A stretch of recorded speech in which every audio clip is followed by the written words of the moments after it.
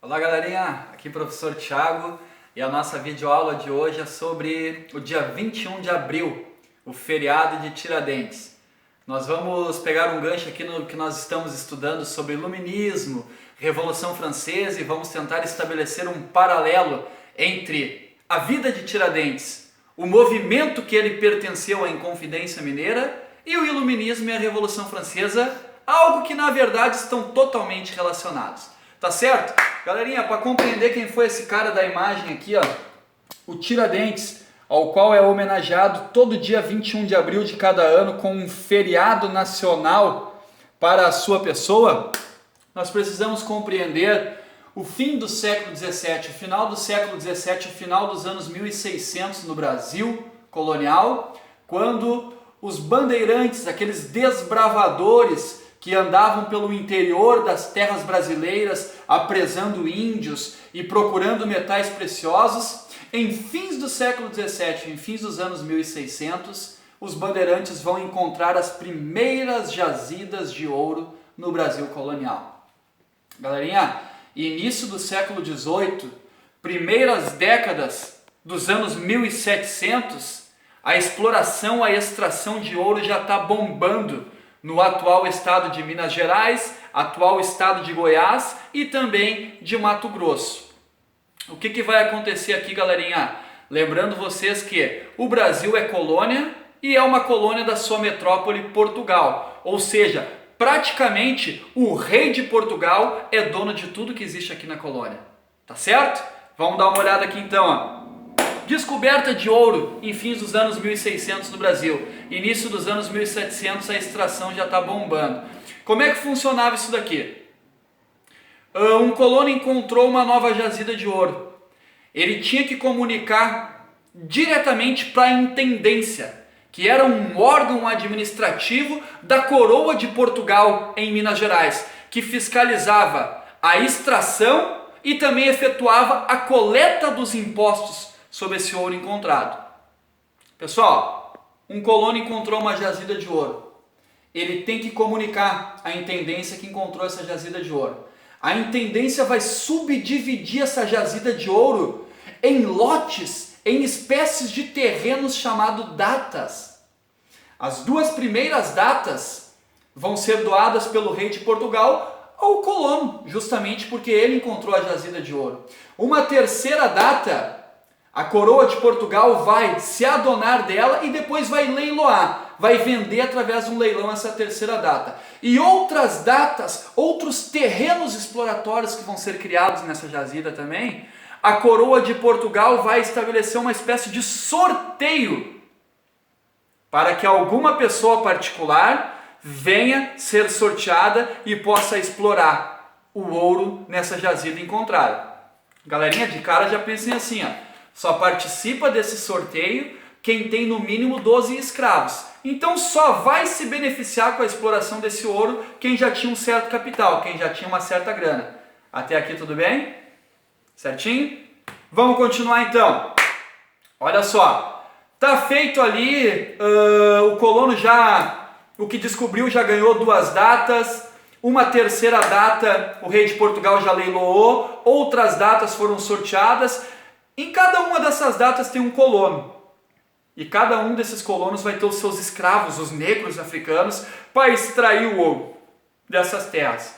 O primeiro imposto que a coroa de Portugal vai colocar sobre esse ouro que está sendo extraído em Minas Gerais vai ser a chamada captação.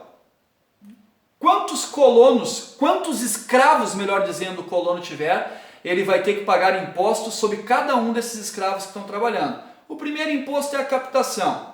Passado o tempo da captação, vem um imposto, segundo imposto, chamado de quinto. Como é que funcionava isso aqui, galerinha? A coroa de Portugal estabelecia que 1/5 daquilo que o colono conseguisse extrair da sua data tinha que ser efetuado um pagamento em impostos para a coroa. Por exemplo, assim, ó, 1/5 é 20%. Se o cara encontrou 1 quilo de ouro, ele vai ter que pagar 200 gramas. Se ele encontrou 10 quilos de ouro, ele vai ter que pagar em imposto o quinto, ou seja, 20%, 2 quilos para o rei de Portugal, que está no bem bom lá na Europa. E lembrando que esse rei ele é um rei absolutista. Galerinha, o que a coroa de Portugal, o rei de Portugal muito espertinho vai fazer aqui? Ele sabe que o Brasil está rodeado de vários vice-reinos espanhóis, várias colônias dos espanhóis nos países que hoje é Argentina, Paraguai, Venezuela, Colômbia. Isso aqui são áreas de colonização espanhola. Se os colonos de Minas Gerais começam a comercializar esse ouro com os espanhóis, eles não pagam impostos, eles estão contrabandeando. O que o rei de Portugal vai fazer? Ele vai criar em Minas Gerais as chamadas casas de fundição e vai proibir a circulação do ouro em pequenas pepitas e em pó. Todo o ouro que o colono conseguisse extrair da sua data tinha que ser imediatamente levado até uma casa de fundição. Lá essas pepitas, pequenas pedrinhas de ouro, iam ser derretidas e fundidas em barras de ouro.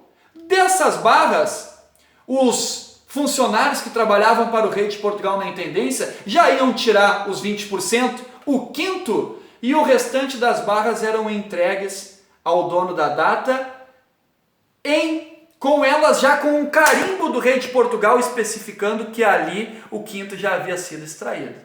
Tá certo, galerinha? Na segunda metade do século XVIII, a partir dos anos 1750, a exploração predatória das minas vai fazer com que essas minas comecem a passar por uma espécie de esgotamento.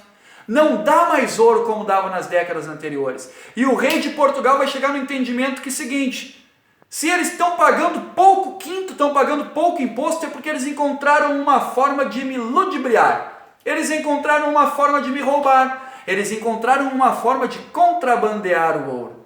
Dessa forma, o rei de Portugal vai trocar a forma, vai substituir o quinto por uma espécie de imposto chamado que vai ser conhecido como derrama. Como é que vai funcionar isso aqui, galerinha?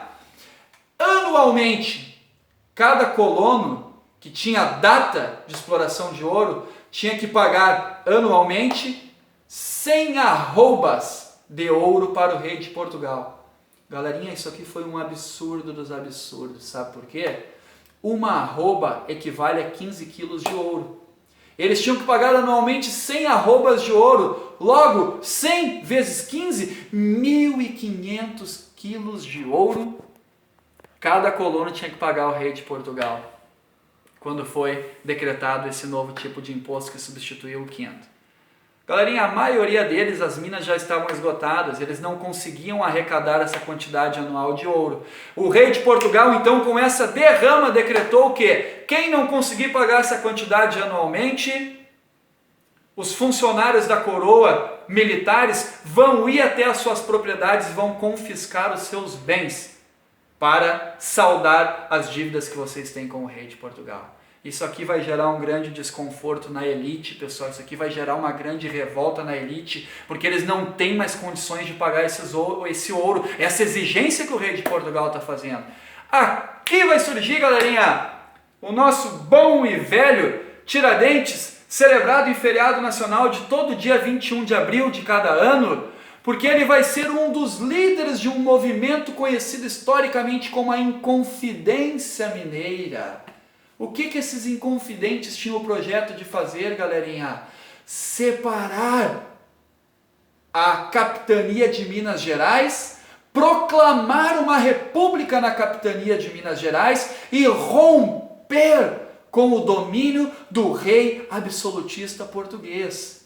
Galerinha, todos os líderes, incluindo Tiradentes, os líderes da Inconfidência Mineira, tinham acesso, eles conheciam as obras e as teorias dos filósofos iluministas europeus do século XVIII. Eles sabiam que os filósofos iluministas abominavam o antigo regime, repugnavam o absolutismo. E o que está acontecendo aqui no Brasil, essa exploração que eles estão sofrendo, emana de um rei absolutista lá da Europa.